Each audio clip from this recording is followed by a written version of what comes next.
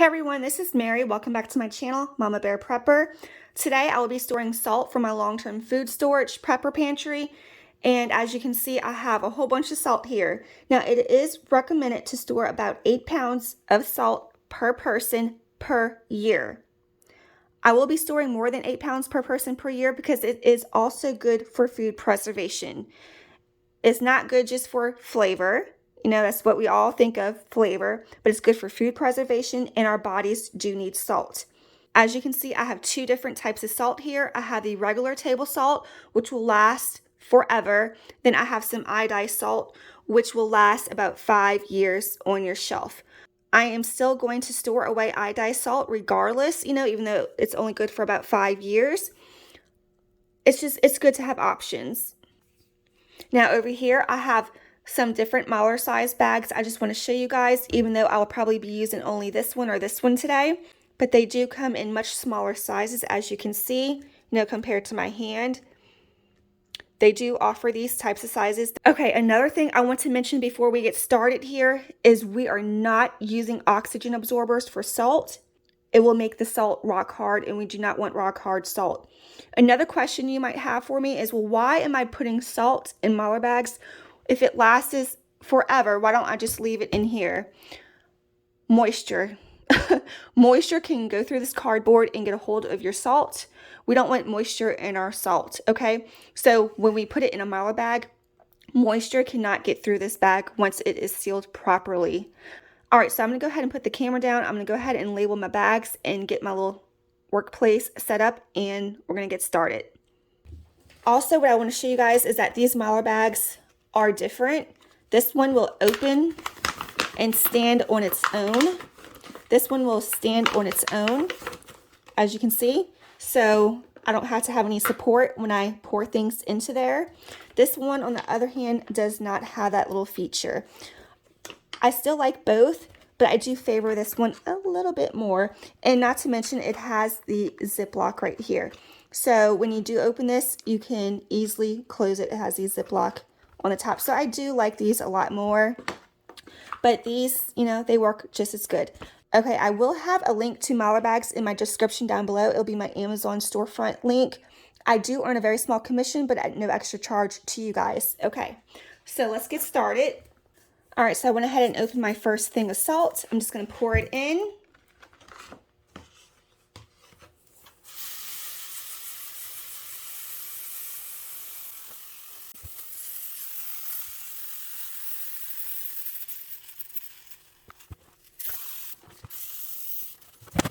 So I was able to add this whole entire 1 pound, 10 ounces of salt into this mylar bag right here. Okay, I could add a little bit more, as you can see, but when I close it and I put it in my storage totes, I want to be able to have them a little bit more flat so I can stack them up easier. So I'm just going to go ahead and Ziploc it closed.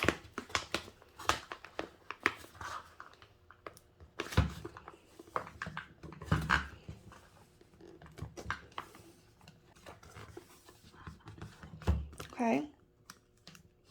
Now, since I already have a Ziploc closed, I can just set this to the side, and then when I'm done filling up a few more, I'm going to go ahead and heat seal it. All right, now I'm going to go ahead and use this bag. This one does not stand on its own, so as soon as I'm done, I'm going to have to heat seal it. I already have my hair straightener heating up, and now I have my bag that does not stand on its own. I'm about to fill this one up.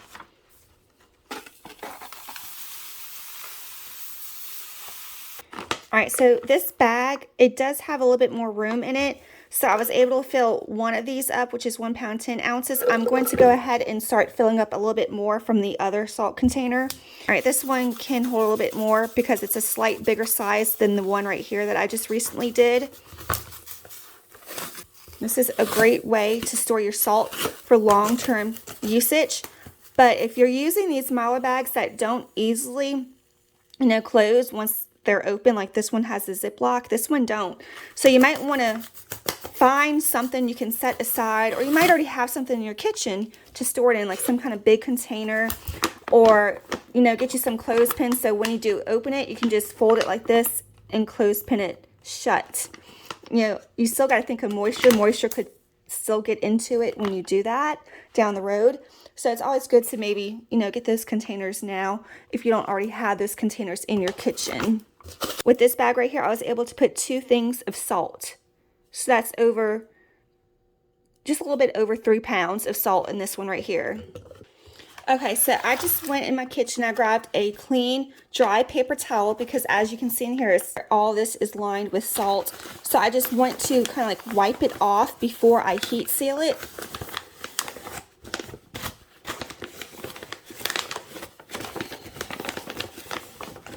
Okay, so I'm going to start on this side. Try to line it up as easy as you can. My iron is nice and hot.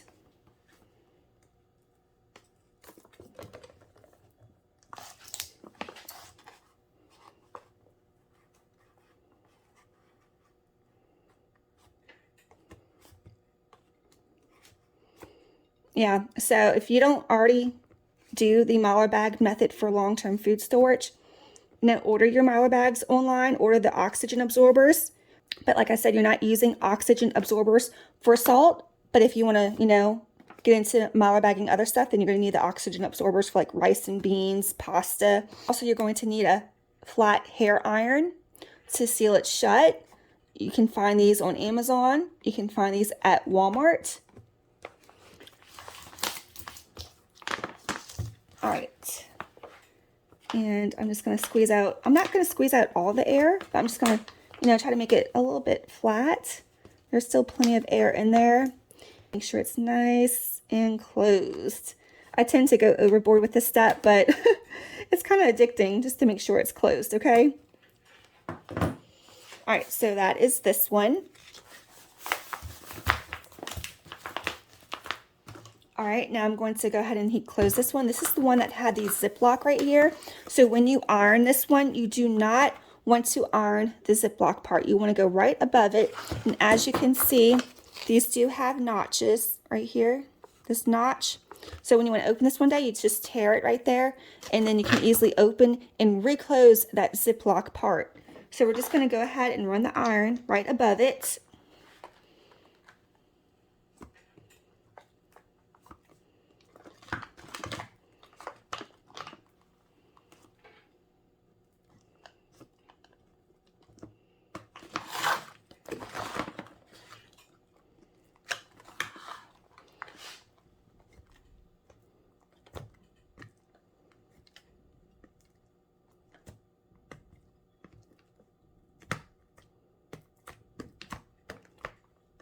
Okay.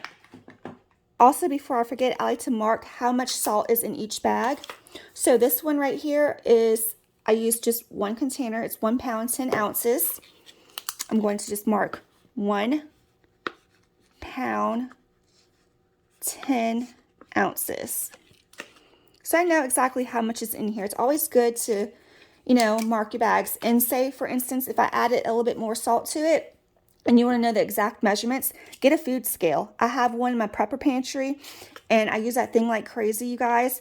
I will keep a journal so I can add up how much beans I have, how much rice I have, how much salt. You know, it's good to know what is in your prepper pantry and how much. So that might be a video for another day. I don't know. But yeah, I always mark it by weight. I like to mark it by weight and then add it up. And then when I say I put this into a container full of salt, I will label the container. It's already labeled salt, but when I'm done, you know, I have that piece of paper sitting on top tracking how much pounds of salt I have in there. I will also label it with the total weight. So I know exactly how much I have and about how many years that salt should last.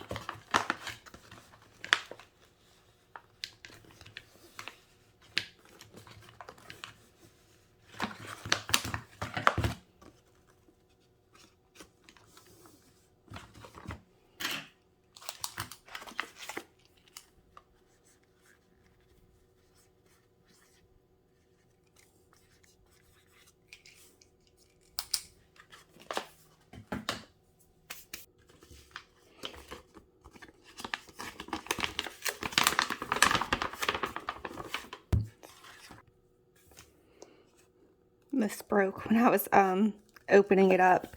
So let me just take that off because I don't want this to accidentally fall into my mylar bag and cut it when it's stored. So let's just go ahead and try it like this.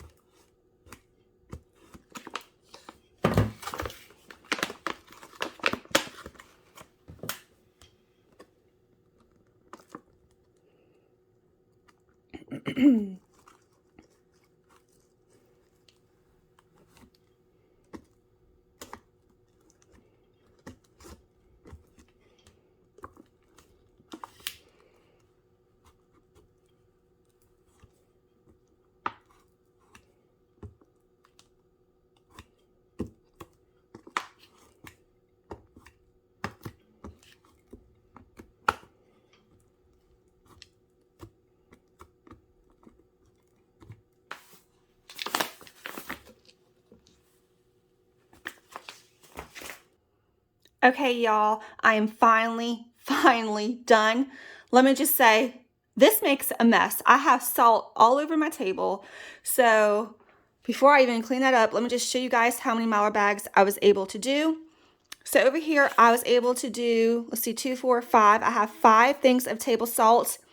And with this size bag, I was able to do 1, 2, 3, 4 bags this size, you know, the kind that stands up in that Ziploc, and then 1 of these, okay, for 3.4 pounds. That's all my table salt right here, okay? Over here, I didn't realize it, but I did have a lot more iodized salt than regular table salt. I had 3, 6, 7 cans of the salt, and then this 4-pound box of iodized salt. With all of that salt, I was able to do 4, let me see, 1, 2, 3, 4, yeah, 4 bigger size bags like this that do not stand up that I showed you in the beginning of the video. I heat sealed everything, and I did not, I repeat, I did not use oxygen absorbers. You do not want to use oxygen absorbers for this. It'll just make it rock hard. It's unnecessary. You do not need oxygen absorbers for salt, okay? Y'all, for some of them, you know, I was able to know right off the bat, like I was able to fit one of these, which is 1 pound, 10 ounces into a bag. So I was easily able to label the weight on that. The other ones I kind of had to, once I got to that box salt, you know, I had to like distribute it into 2 different bags and then fill up a little bit more with that. And it was just all over the place. So the ones that don't have the weight on it, I will be weighing when I go into my prepper pantry where my food scale is, and I'll be able to put the exact weight on there. And if you don't have a food scale, I would recommend getting one if you do food storage with mylar bags and you like to keep track of the weight. It's good to know how much in pounds that you have stored away. All right, so that does it for this video. I'm finally done. Probably took me like, oh, what time is it? Probably took me about an hour, maybe. I don't know. I wasn't really keeping track of the time, but now it's time to, as I move these bags off of here, I'm just going to wipe them clean, put them in. I have like big storage totes, like the heavy duty storage totes. And as I bring it into my prepper pantry, I'm going to write down, I have just a plain piece of paper. I'm going to write down, okay, this bag right here, 3.4 pounds. I'm going to write it down, line it all up. And then once I have them all in there, I'm going to add it up. And I keep, you know, a subtotal on that piece of paper. When that tote is full and I can't fit no more, I'll have that total, and I'll be able to write that on the outside of the tote so I know exactly how much is in that tote, and I'll be able to keep better track of it that way. It's like right there, right in front of your eyes. So that is my method of doing that. My iron is turned off. I just needed to make sure that was turned off. Okay, so thanks for watching. If you made it this far, please give this video a big thumbs up. It's free. It don't cost you nothing. And hey, you know what else is free? To hit the subscribe button. Okay, if you're not already subscribed, please go ahead and consider subscribing. Turn on all bell notifications so you're notified every time I post a new video. And right up here, I'm going to put my second channel I started. It's a new channel. It's a backup channel. It's called Mother Prepper. I'll put that right up here, and I'll put it in the description down below for you guys.